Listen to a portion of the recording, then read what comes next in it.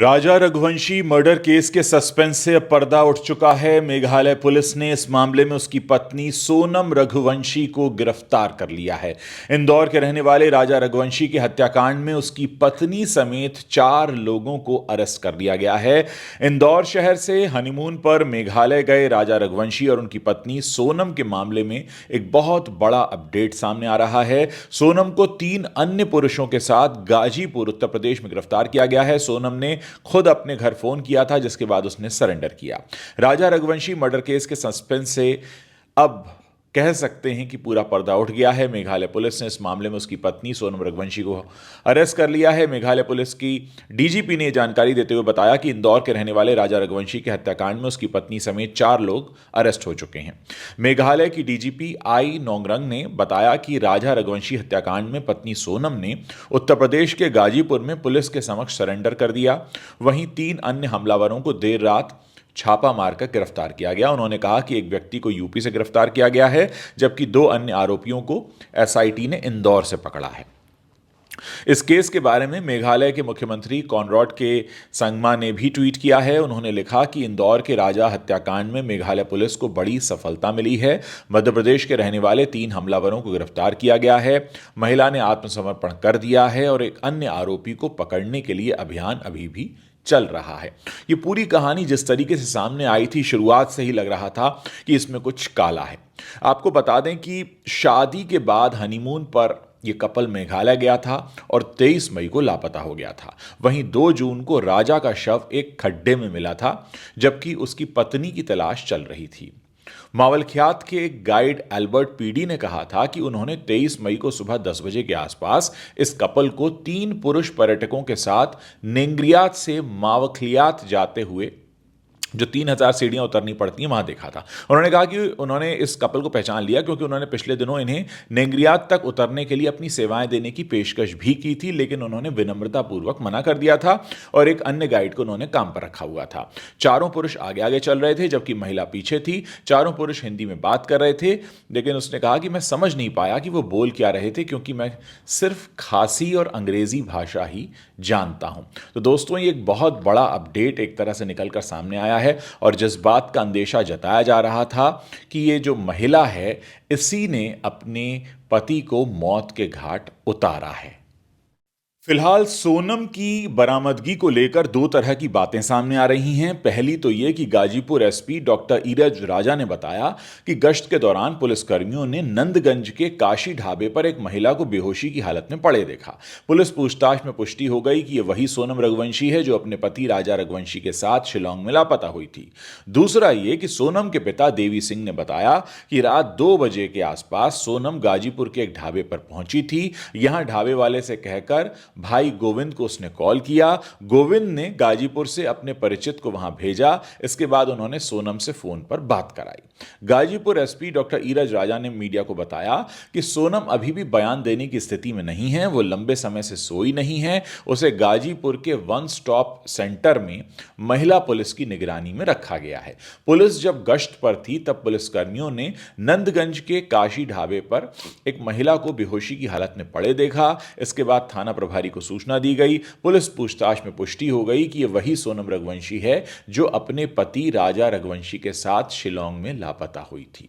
तो दोस्तों, ये जिस तरीके से पूरा का पूरा घटनाक्रम निकल कर आया है, ये एक बार फिर से जो घरेलू संबंध होते हैं उसमें पुरुषों की कमजोर स्थिति को उजागर करता है। अभी तक ये नहीं पता चला है कि इस हत्या का कारण क्या था। क्या सोनम का किसी से अफेयर चल रहा था, सोनम किसी और से शादी करना चाहती थी? अगर ऐसा था तो वो इस शादी से इनकार कर सकती थी। आखिर उसने शादी से इनकार क्यों नहीं किया? या दोनों के बीच हनीमून के दौरान कुछ ऐसा हुआ जिसके बाद ये फैसला लिया गया? तमाम बातें हैं, तमाम सवाल हैं जो आने वाले समय में इनके जवाब निकल कर आएंगे। लेकिन इतना ज़रूर है कि दोस्तों, जो पारिवारिक रिश्ते होते हैं, जिसको लेकर हमारे देश में लंबे समय से एक बहस चल भी रही है कि जो डोमेस्टिक वायलेंस है, उसको लेकर हमारे देश में कुछ ऐसे कानून बनाने की जरूरत है जो कि पुरुषों को सुरक्षा का एहसास दे सकें। मैं आपको बता दूं कि 20 मई को शिलांग के लिए राजा और सोनम रघुवंशी निकले थे। शादी इनकी 11 मई को हुई थी। 20 मई यानी 9 दिन बाद हनीमून के लिए शिलांग जाते हैं। पहले गुवाहाटी में मां कामाख्या देवी के दर्शन करते हैं। यहाँ से 23 मई को मेघालय के शिलोंग के लिए रवाना होते हैं। शुरुआत में परिवार की दोनों से बात होती रही, फिर एक दिन अचानक संपर्क टूट गया। राजा के भाई विपिन ने बताया था कि 24 मई से दोनों के मोबाइल बंद हो गए थे, चिंता होने लगी थी। फिर सोनम के भाई भी वहाँ इंदौर से कार से भोपाल गए और वहाँ से फिर फ्लाइट लेके दिल्ली गुवाहाटी गए, फिर कार से शिलोंग पहुँचे, फिर टैक्सी से सोरा गए और वहाँ पहुँचकर उन्होंने खुद सर्चिंग की। वहाँ उनको मोपेड किराए पर देने वाला अनिल नाम का व्यक्ति मिलता है, वो उन्हें उस स्पॉट पर ले जाता है जहाँ राजा की किराए की मोपेड मिली थी। इसके बाद उसी मोपेड से सोरा थाने पहुँचते हैं। यहाँ 8 पुलिस वाले इनको दिखाई देते हैं, इनके पास हथियार भी नहीं है, उनसे भी बात इनकी नहीं हो पाती है। और कुल मिलाकर जिस तरीके से पूरा घटनाक्रम जो सामने आया था, ऐसा लग रहा था कि पति पत्नी गए थे, बड़े मासूम थे, कहीं खो गए, कहीं भटक गए रास्ता, किसी ने अगवा कर लिया। लेकिन ये पूरा मामला इस तरीके से निकल कर आएगा कि एक पति की लाश मिलती है और उसके बाद पत्नी किसी दूसरे प्रोविंस से बरामद होती है और वो उस हालत में नहीं कि वो फिलहाल बात कर पाए। यानी क्या कुछ हुआ, अभी उसके पास बताने के लिए बहुत कुछ है। पुलिस के पास बहुत सारे सवाल हैं, आप सब लोगों के मन में बहुत सारे सवाल उठ रहे होंगे कि ये सब किस तरीके से हुआ। लेकिन इतना ज़रूर है कि बहुत सारे लोग इस दौरान शिलोंग जाने के कार्यक्रम कैंसिल कर चुके होंगे। बहुत सारे लोगों के मन में तरह तरह के सवाल आ रहे होंगे कि अरे भाई हमको घूमने जाना है, कहीं हमारे साथ कुछ गड़बड़ ना हो जाए। लेकिन आप सोचिए, यहाँ पे मामला ये पति पत्नी का आपसी मामला रहा और शादी के 9 दिन बाद एक पत्नी अपने पति को ख़त्म कर देती है। आखिर ऐसा क्या था जो उसने राजा से शादी की और उसके बाद हनीमून पर गई और वहाँ जाकर उसको ख़त्म करा दिया। दोस्तों, ये घटना बहुत झकझोर देने वाली है, कई तरह के सवाल उठाने वाली है, क्योंकि जिस तरीके से पूरा का पूरा इसमें सिस्टम हिल गया, यानी इंदौर के एमपी हों या मेघालय के मुख्यमंत्री हों, सब ने इसमें इंटरेस्ट लिया, लोग एक्टिवली इसमें पार्टिसिपेट कर रहे थे कि भाई क्या हो रहा है, कैसे हो रहा है। जाहिर है कि मेघालय की जो इकॉनमी है वो बहुत हद तक टूरिज़्म पर डिपेंडेंट है। तो उस तरह की घटना जब होती है और कहा यह जाता है कि वो जो double decker living root bridge है उसको देखने गए थे और तमाम तरह की बातें ऐसी सामने आएंगी, ऐसा लग रहा था कि मानो किसी ने इन्हें अगवा कर लिया। लेकिन जब पूरी बात निकल कर आती है तो घटना कुछ और निकलती है। ये तक कहा गया कि एक जगह इन्होंने कॉफ़ी पी थी, वहाँ कॉफ़ी अच्छी नहीं लगी तो उन्होंने कॉफ़ी फेंक दी, अब वो केले खा रहे थे, तमाम तरह की बातें आती नहीं। लेकिन ये जो पूरा सच निकल कर आया दोस्तों, ये बहुत बड़े सवाल खड़े करता है। और आज के समय में हमारे देश में जितने पुरुष रहते हैं उनके लिए अब अधिकारों की बात होनी चाहिए, चाहे मामला डोमेस्टिक वायलेंस का हो।